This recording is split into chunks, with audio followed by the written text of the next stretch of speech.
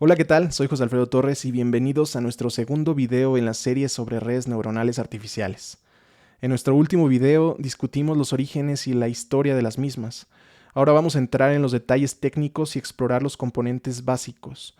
Vamos a hablar sobre las neuronas artificiales, las capas de una red neuronal, qué elementos las integran y cómo interactúan entre sí.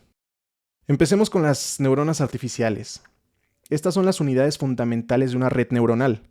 Una neurona artificial toma una serie de entradas, realiza una suma ponderada de estas entradas, aplica una función de activación y luego produce una salida. Este proceso es una simplificación de cómo funcionan las neuronas en nuestro cerebro. La función de activación en particular es lo que permite a las redes neuronales modelar comportamientos complejos. Algunas funciones de activación comunes son la de sigmoide, la función tangente, hiperbólica y la función ReLU o unidad lineal rectificada. Respecto a la notación, no existe una única notación para las redes neuronales que sea universalmente aceptada, ya que autores de distintas disciplinas tienden a utilizar el vocabulario peculiar a su especialidad. La notación más común sería la siguiente. Para escalares se utilizaría letras itálicas pequeñas. Para vectores, letras pequeñas en negrita sin itálico. Y para matrices sería letras mayúsculas en negritas, no itálicas. En la siguiente figura se representa lo que sería una neurona de entrada única, donde el escalar P o input se multiplica por el escalar W, que sería el peso, para formar WP. Este valor, junto con el sesgo B, que sería el bias, se suman para obtener N, a menudo referido como entrada neta. Esta entrada neta se procesa a través de una función de transferencia F para producir la salida de la neurona A. F a veces se llama de otra forma, dependiendo del tipo de función de transferencia que se ha utilizado. Pero bueno, aquí tengo un pequeño ejemplo. La salida de la neurona se calcula como A es igual a WP más B, que sería el bias, después de pasar por la función de transferencia.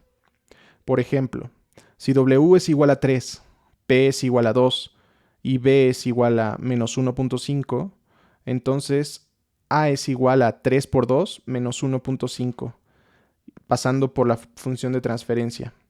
La salida real depende de la función de transferencia elegida. Una red neuronal consta de múltiples capas de estas neuronas. La primera capa es la capa de entrada, que recibe los datos. Luego viene una o más capas ocultas que procesan los datos. Finalmente tenemos la capa de salida, que produce el resultado final. Cada capa consta de varias neuronas, y cada neurona en una capa está conectada a todas las neuronas en la siguiente. Luego, ¿cómo es la interacción entre neuronas? Cuando hablamos de la interacción entre neuronas en una red neuronal, estamos hablando esencialmente de cómo las entradas a una neurona se transforman en una salida. Cada neurona recibe múltiples entradas.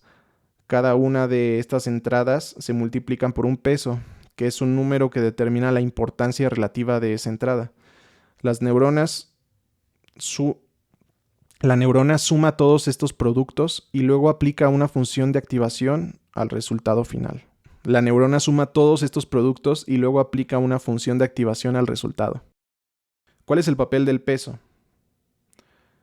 Puedes pensar en ellos como las perillas que la red puede ajustar para cambiar su comportamiento, con base a la importancia relativa de cada entrada. Durante el entrenamiento de la red, estos pesos se ajustan para minimizar la diferencia entre la salida de la red y la salida esperada. Esencialmente, la red está aprendiendo los pesos que le permiten hacer las mejores predicciones posibles para los datos de entrada. Luego, ¿qué es el bias? En el contexto de las redes neuronales y el aprendizaje automático, el bias se refiere a un término adicional en los cálculos de una neurona que permite ajustar la salida de la función de activación. Cuando digo función de activación, me refiero también a la función de transferencia. Para entenderlo en términos más sencillos, si el bias es similar a una constante que se añade a la suma ponderada de las entradas o a una neurona antes de aplicar la función de activación. Esto permite desplazar la función de activación hacia la izquierda o hacia la derecha, lo que puede ser crítico para el aprendizaje de la red. De esta manera, el bias proporciona a cada neurona un cierto grado de flexibilidad, permitiendo que la red neuronal modele patrones de datos más complejos. Al igual que los pesos de las conexiones entre las neuronas, los valores de bias también se ajustan y aprenden durante el proceso de entrenamiento de la red. Por lo tanto, puedes pensar en el bias como una especie de ajuste que ayuda a la red a adaptarse mejor a los datos durante el entrenamiento. ¿Qué son las funciones de activación? Una función de activación en una red neuronal es una función matemática que toma la suma ponderada de las entradas de una neurona y la transforma en una salida que se pasa a la siguiente capa. Esta función es la que determina si y en qué grado una neurona particular debería activarse dada una entrada específica. En esencia, la función de activación da vida a las neuronas, permitiéndoles aprender de los datos de entrada y responder de manera diferente a diferentes patrones de entrada. ¿Pero por qué son necesarias las funciones de activación? Son fundamentales para las redes neuronales porque introducen la no linealidad en el modelo. Sin funciones de activación, no importa cuántas capas tenga la red neuronal, siempre actuaría como una función lineal, limitando su capacidad para aprender y modelar relaciones complejas en todos los datos. Sin funciones de activación, no importa cuántas capas tenga la red neuronal, siempre actuaría como una función lineal, limitando su capacidad para aprender y modelar relaciones complejas en los datos. Con las funciones de activación, las redes neuronales pueden aprender y representar una amplia variedad de patrones y tendencias en los datos. En estas imágenes se ilustran las características de entrada-salida de una neurona de entrada única siendo utilizada en diferentes funciones de transferencia. Aquí podemos ver el efecto del peso y del bias. Nota que se usa la palabra Harlim en una de las imágenes para referirse a la función de transferencia del límite duro.